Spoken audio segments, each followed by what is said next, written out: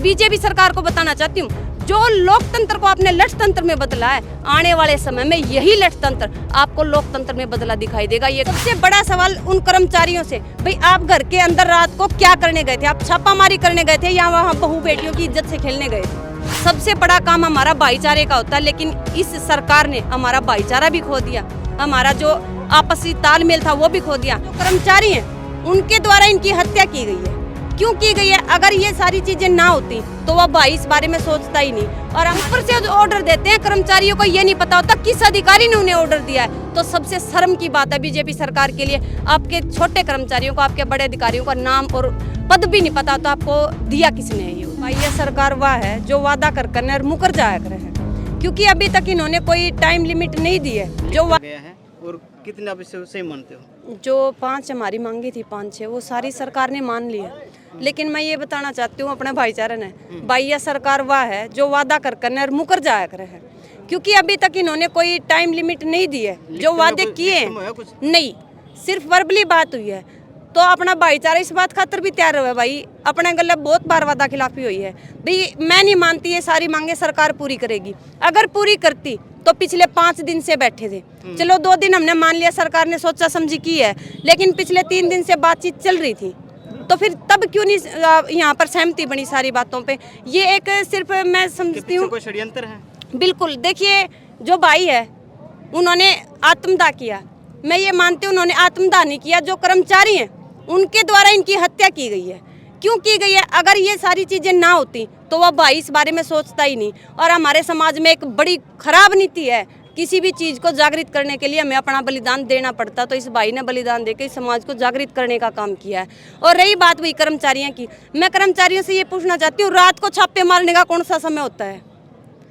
अगर हम कोई चोरी भी करते हैं तो मैं अपने बताना चाहूँ भी, जो हमारी गुंडी हुए है डोरी लगाने की, वो बाहर की तरफ होती, मीटर के अंदर से हम चोरी कर ही नहीं सकते। ऐसे डिजिटल मीटर सरकार ने लगा रखे हैं, तो फिर घर के अंदर क्या करने गए थे? सबसे बड़ा सवाल उन कर्मचारियों से, भाई आप घर के अंदर रात को क्या करने गए थे? आप छापामारी करने गए थे या वहाँ बहू बेटियों की इज्जत से खेलने गए थे?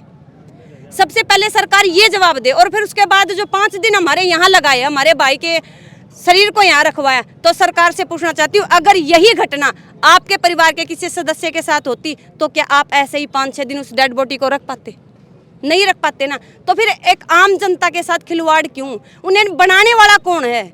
उन कर्मचारियों से मैं ये पूछना चाहती हूँ, जब भी कोई घटना होती है हम हर बार ये बोलते हैं भी हमारे भाई हैं, हमारे भाई, लेकिन उन भाइयों से मैं ये पूछना चाहती हूँ, हर बार हमारा ही काम होता है क्या भाईचारे रखने का? आपका कोई काम नहीं है। हमारे भाई ने शहीद हुए 5 दिन हो गए, उन कर्मचारियों में से एक भी भाई नहीं आया, भाई कोई बात नहीं, हमारे से गलती हुई या हमारा कोई कसूर था। अरे कैसे कर्मचारी हो आप? मानवता नाम की चीज़ को भूल चुके हैं क्या?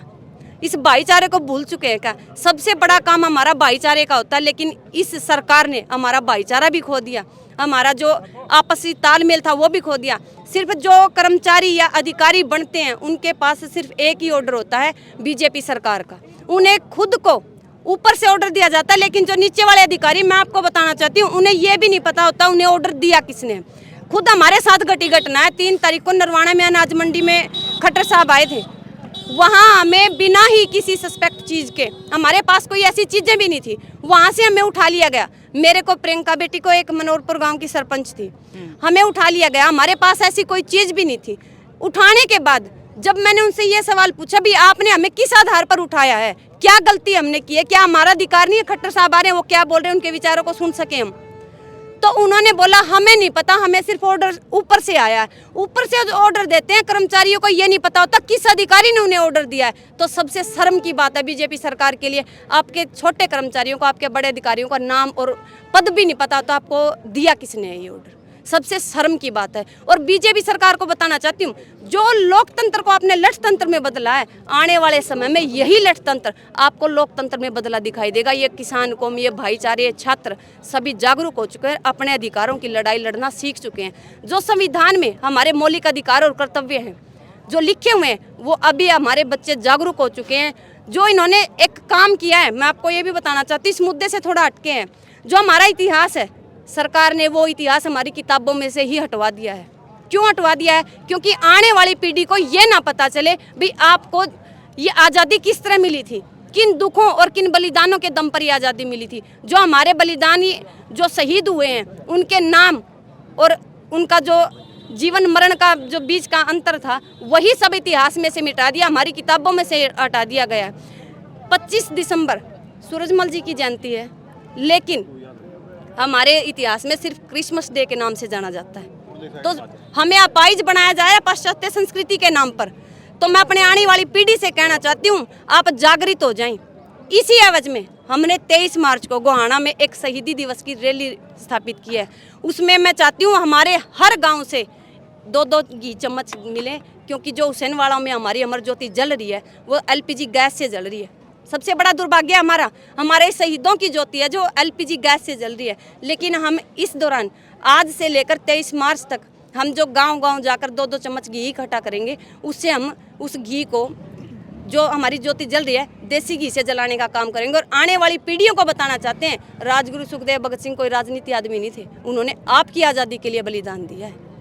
तो इन सब के समय मैं सरकार से कहना चाहती हूँ, आप या तो समय रहते जागृत हो जाएं, ना तो ऐसा ना हो 2024 में आपको कहीं छुपने की जगह ना।